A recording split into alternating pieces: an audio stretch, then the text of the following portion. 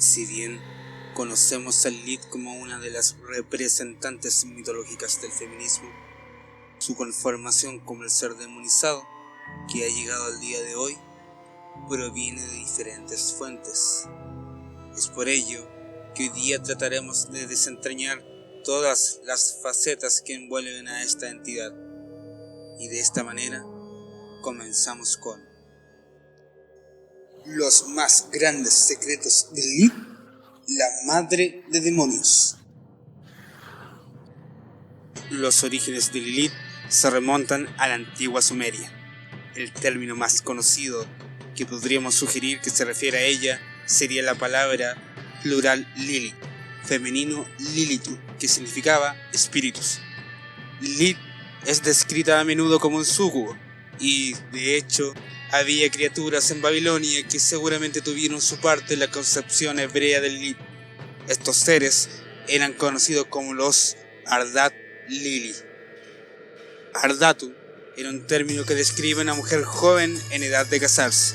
Así, los Ardat Lili eran espíritus femeninos sexualmente activos, es decir, los súcubos. Se creía que estos demonios nocturnos eran la causa de los sueños eróticos, por cuyo medio robaban el semen al macho y la vitalidad espiritual. Por supuesto, siempre hay una versión masculina de esta entidad, el incubus. Lilith en la mitología babilónica. El primer acercamiento proviene de la leyenda contenida en el poema de Gilgamesh. En él, un demonio femenino toma residencia dentro del árbol sagrado de la vida, de Inanna, lo que efectivamente impide el crecimiento y producción del árbol. Este demonio se supone que es la misma Lilith, a quien el héroe Gilgamesh finalmente obliga a salir del árbol y la envía al desierto. Sin embargo, resulta que no hay ninguna base para suponer que esta criatura es Lilith, o incluso una Lili Ardat, después de todo. El segundo ejemplo es la famosa tablilla sumeria que representa a una mujer con las garras de búho y alas, de pies sobre dos leones, con dos búhos flanqueándola a cada lado. Se ha supuesto que esta figura es Lilith. En la Torá se dice de una referencia a Lilith en Isaías 34:14. El verso supuestamente habla de una lechuza, y esto se dice para indicar a Lilith a través de la tablilla mencionada.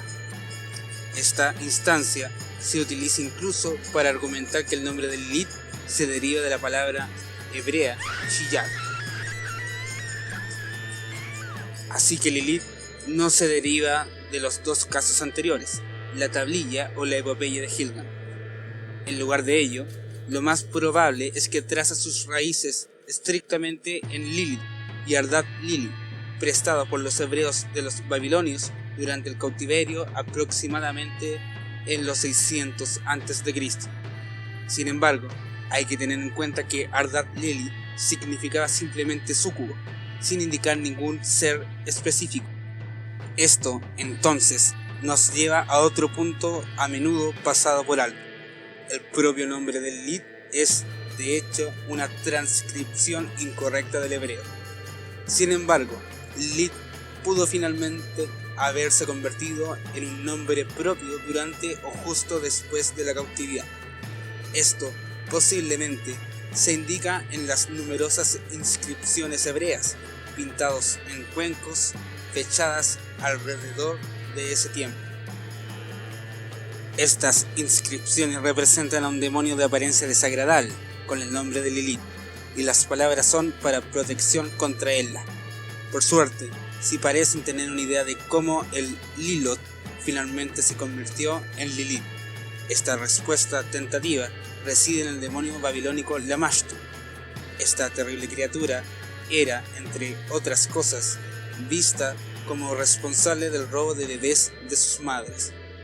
Lo más probable es que esto indica la muerte en la cuna y tal vez un nacimiento mortinato, ya que el concepto general de un demonio en Babilonia a menudo no era más que una explicación para los problemas médicos y enfermedades. Como sabemos, la muerte en la cuna era sorprendentemente común en el mundo antiguo, y por lo tanto Lamashtu fue una de las principales y más temidas fuerzas demoníacas.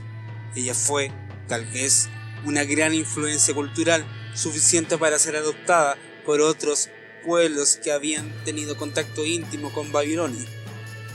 Gente tal como los hebreos, quienes adoptaron una serie de conceptos bastante importantes de la religión babilónica.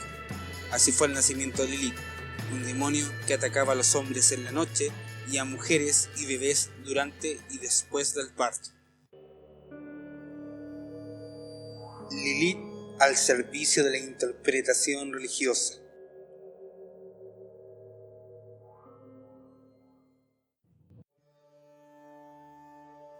Para entender cuál es la función de Lilith en el contexto religioso, antes debemos conocer una de las muchas contradicciones que sustentan las bases judeocristianas.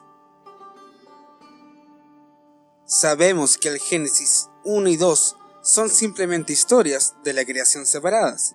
El Génesis 2 deriva de una historia sumeria, mientras el Génesis 1 es una creación posterior al sacerdocio hebreo, creada por la escuela deuteronómica por el año 700 a.C. El Génesis 1:27 dice: Y Elohim creó a Adán a su imagen de Dios, él lo creó, varón y hembra los creó. De lo que se deduce que los creó iguales a su imagen y semejanza, puesto que Dios no es considerado ni masculino ni femenino, sino ambos a la vez, puesto que era perfecto. Y completó Dios la obra que había hecho, y el día séptimo reposó, o cesó de todas las obras que había acabado.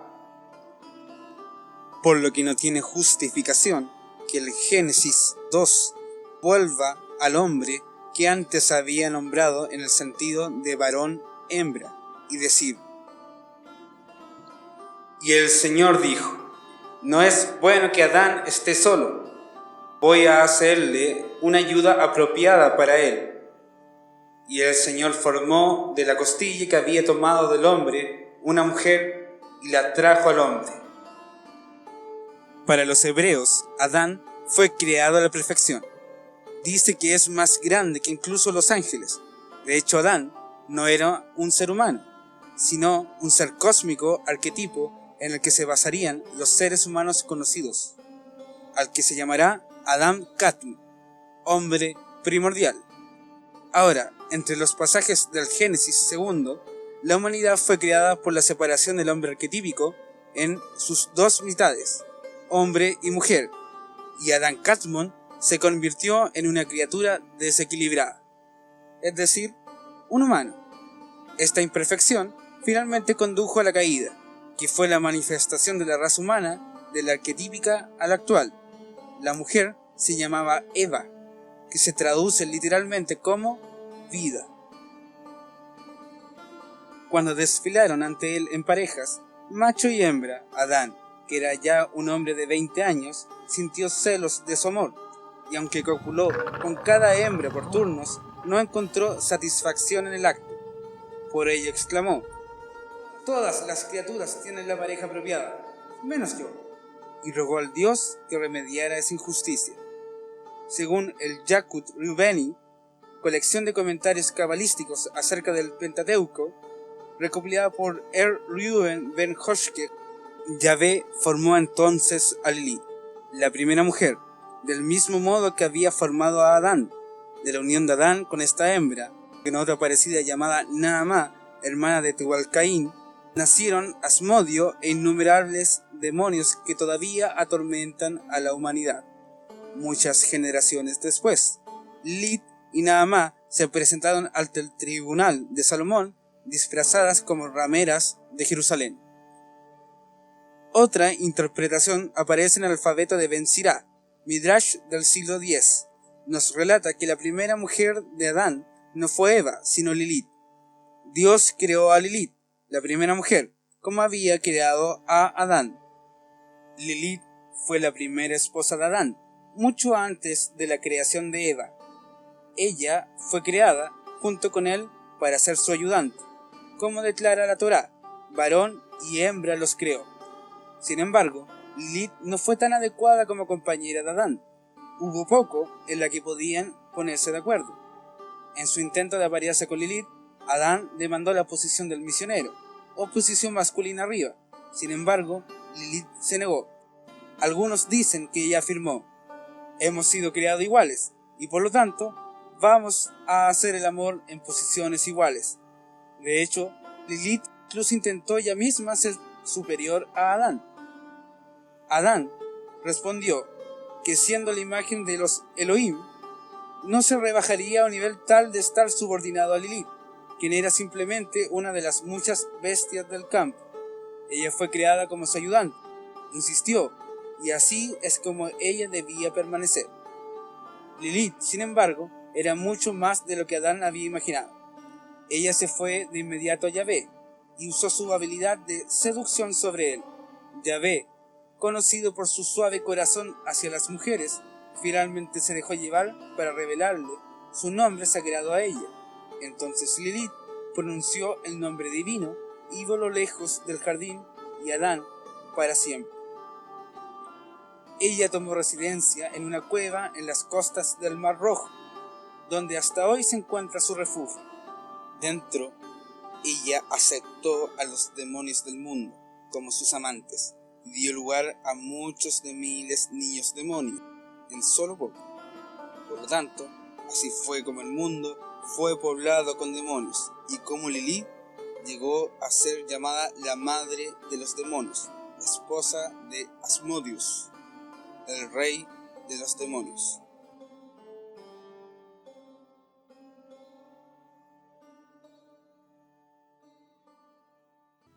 Como han podido ver, la demonisa se ha ido formando a través de la conjunción de variadas fuentes, pasando desde pertenecer a epopeyas babilónicas hasta su uso por la interpretación de los eruditos religiosos. Esto no lo es todo. Es por ello que en una segunda oportunidad seguiremos analizando los cambios posteriores del Lilith hasta la actualidad. Y recuerden, debemos contemplar el pasado para comprender el futuro. Esto fue Logomaquia.